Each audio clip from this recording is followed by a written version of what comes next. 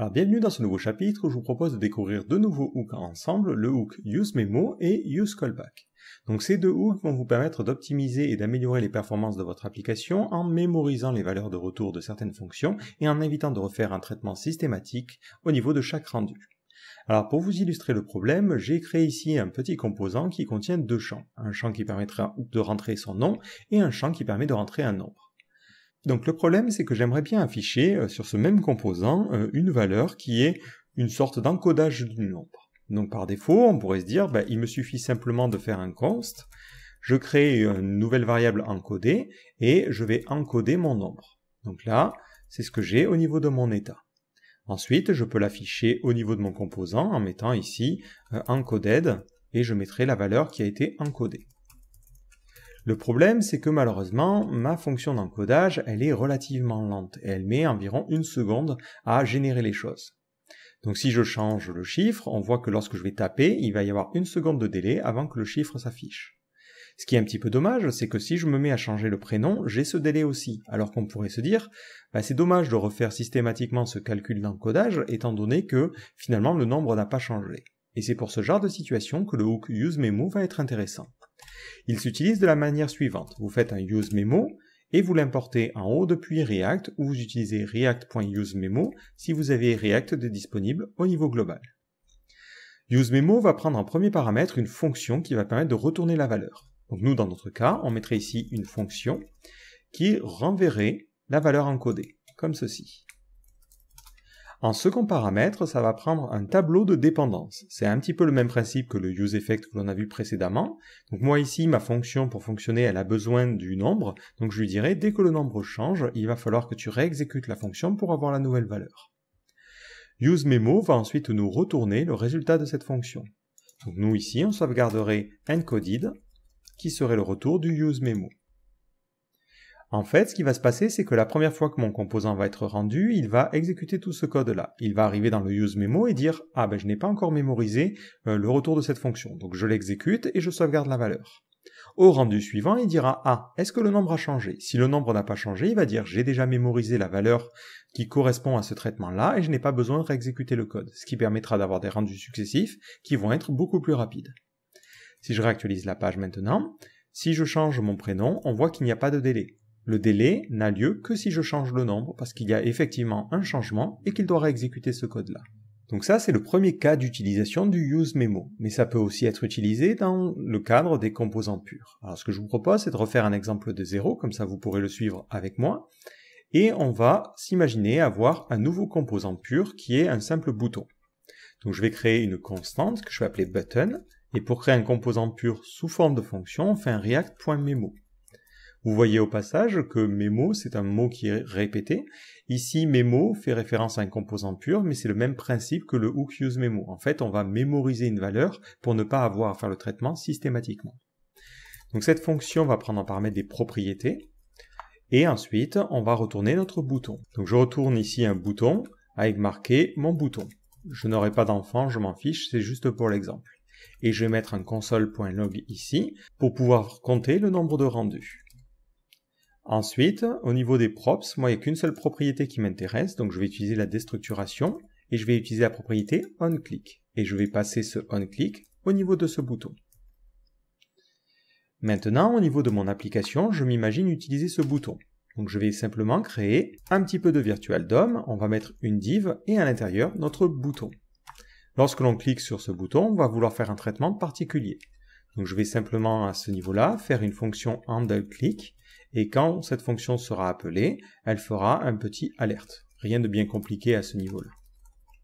Alerte, bonjour. Histoire de déclencher des rendus consécutifs, je vais simplement créer un petit état que je vais appeler count et setCount, et je ferai un useState, et je lui donnerai comme valeur 0. Après notre bouton ici, je vais créer un bouton qui va permettre d'incrémenter la valeur. Donc l'idée, c'est simplement de déclencher des rendus consécutifs. Et on va lui dire, lorsque tu cliques, je veux que tu lances une fonction, hop, et cette fonction, elle fera un setCount, elle prendra la valeur précédente et elle fera un C+1, elle l'incrémentera. Voilà, comme ça, j'ai un bouton qui permet de redéclencher des rendus. Au niveau de ce bouton-là, je lui dirai lorsque tu cliques, j'aimerais bien que tu fasses mon alerte bonjour. Donc que tu appelles la méthode handleClick. Donc je vais redémarrer complètement mon navigateur et on voit qu'effectivement on a un premier rendu.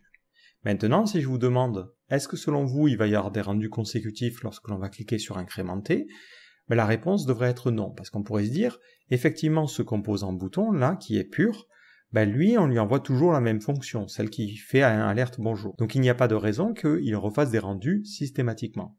Pourtant, si je clique sur incrémenter, on voit que à chaque fois que j'incrémente, c'est-à-dire que le composant app est re-rendu, mon composant bouton est re-rendu, ce qui peut sembler un petit peu contre-productif. Alors ça a lieu parce que en fait, à chaque fois que app est re-rendu, il va créer cette constante à nouveau, et cette constante sera une nouvelle fonction. Certes, la logique de la fonction est la même, mais la fonction n'a pas changé. Du coup, lorsque le bouton ici reçoit le nouveau handler, il dit « bah non, c'est pas la même fonction ». Certes, c'est le même contenu, mais pour lui, ce n'est pas le même objet, ce n'est pas la même fonction. Et du coup, il dit « ah, bah dans ce cas-là, je dois faire un rendu ». Donc l'inconvénient de définir les callbacks de cette manière-là, ou même de cette manière-là en raccourci, c'est que finalement, si en dessous vous avez un composant pur qui réagit, il va être rendu parce que pour lui, une des propriétés a changé. Et ça, c'est pas idéal. Donc useMemo va permettre de remédier aussi à ce problème-là. Donc plutôt que de déclarer ma fonction simplement comme ça, je peux lui dire ici, je vais faire un useMemo, je te passe en paramètre une fonction, qui va donc expliquer le retour, et le retour, ça va être la fonction qui va être le handler. Maintenant, en second paramètre, je te passe les dépendances, donc cette fonction n'a besoin d'aucune dépendance, vu qu'elle alerte bonjour, elle ne dépend de rien depuis l'extérieur, donc je lui passe un tableau vide, et comme ça, j'ai créé ma valeur mémoisée. Si je réactualise ma page, je vois que j'ai un rendu initialement, et lorsque j'incrémente la valeur, rien ne change, parce qu'il va détecter qu'à ce niveau-là, lors des précédents rendus, il a déjà créé ce callback-là, et du coup, il récupère la même instance. Et notre composant bouton n'a jamais besoin d'être rendu. Et si vous voulez vous assurer que votre compteur fonctionne bien, vous pourriez mettre ici votre compteur. Mais vraiment, c'est ça qu'il est important de bien comprendre, le useMemo vous permet de mémoriser une valeur pour éviter de faire des traitements particuliers, ou aussi pour éviter de régénérer un nouvel objet à chaque rendu consécutif. Alors je vous ai parlé du useMemo, mais quand je vous ai présenté le début de cette vidéo, je vous ai parlé d'un autre hook qui s'appelle le useCallback. Donc useCallback, c'est tout simplement un raccourci vers ce type de cas-là.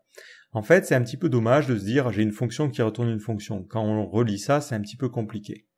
Donc vous avez un autre hook qui s'appelle useCallback. Vous allez lui passer en premier paramètre le callback, donc vous pouvez directement faire ça.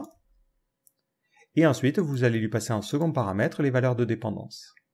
C'est la même chose que ce que j'ai écrit précédemment, si ce n'est que la syntaxe est un petit peu plus courte parce que vous n'avez pas de fonction de fonction. Si je réactualise ma page, incrémenter fonctionne toujours bien, on voit toujours qu'il n'y a qu'un seul rendu, et mon bouton fonctionne avec l'alerte. Donc lorsque vous allez avoir besoin d'utiliser des callbacks pour faire remonter de l'information par exemple, il est conseillé d'utiliser le useCallback afin d'éviter justement les rendus consécutifs au niveau des enfants qui pourraient interpréter le changement de callback comme une nouvelle propriété, alors que ce n'est pas le cas. Si votre callback dépend de quelque chose, par exemple ici je pourrais me dire tiens j'aimerais bien après afficher le nombre, count comme ça, dans ce cas-là, il faudra penser à mettre la valeur comme une dépendance. Pour lui dire, effectivement, si la valeur de count a changé, il faut que tu redéfinisses cette fonction. Si vous ne faites pas ça, ce qui va se passer, c'est qu'il va garder la première version de la fonction qui alerte bonjour 0. Lorsque j'incrémente le nombre, lorsque je reclique sur mon bouton, il me redira toujours bonjour 0. Parce que la valeur qu'il a gardée en mémoire, c'est la valeur du premier rendu. Et ça pose un problème. Donc dans ce cadre-là, il faudra utiliser count. Et ça vous évitera, comme ça, ces problèmes-là. Donc le problème, effectivement, c'est que ça redéclenche des compteurs. Vu que le handler change systématiquement, c'est logique. Mais si vous aviez d'autres champs ou d'autres éléments qui feraient re-rendre le composant, ça éviterait d'avoir un handler qui change systématiquement. Donc voilà pour ces hooks-là. useMemo permet de mémoriser une valeur, et useCallback permet de générer un callback qui va être mémorisé. C'est simplement un raccourci, et derrière, c'est le même fonctionnement que useMemo.